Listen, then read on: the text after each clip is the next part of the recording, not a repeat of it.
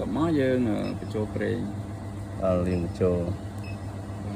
បញ្ចូលប្រេង mấy những vacuum nó Mấy những vacuum. nhiều là nó dùng cho ហើយយើងវ៉ាងស៊ូមអស់ហើយនេះបងឃើញទេ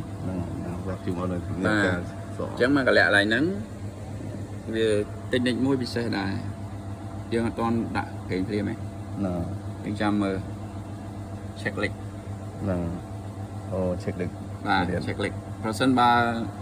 នាឡិការបស់យើងនេះវាដើរមករចំណុច0វិញនេះក្នុងប្រព័ន្ធយើងលេច là ហើយវានៅដក30នេះ đọ sam បាទ đọ sam ở đây chứ nó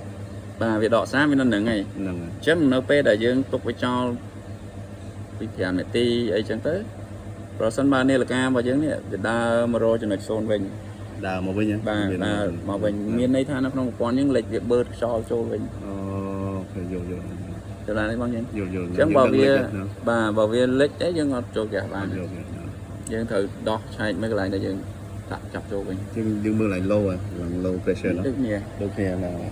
ta bảo viên miền Tây nhà há lách viên đừng lại mà បាទវាឡើងមករកចំណុច0វិញ trên lạch sồn អញ្ចឹងយើងមើលកន្លែងរោនេះវាចន្លោះវា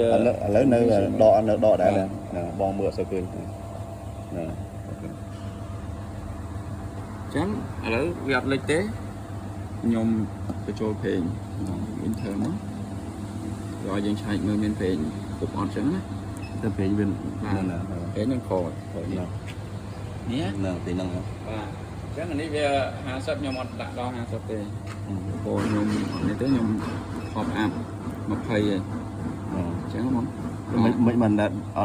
ខ្ញុំ đó មានដូរអីហ៎ ở đôi ខ្ញុំ không មានដូរគឺអីហ៎ nè ព្រោះបឺតមកបានខ្លះហើយ nhưng bị bớt chính ở đằng bớt យើង mà អត់ដឹងវាបឺតមកនេះ nhưng đã ខ្ញុំខ trong ប់អាប់អាលីក10ឬក៏20ទៅបាទ thầy mm បាទ ml នេះទៅ chứ mình khi xua đầy cú ha ấy ta đại diện ហ្គាសអានេះហ្គាស lớn đi thế cho nó ពេងបាទ ok nè ok Scott hai nó បាទ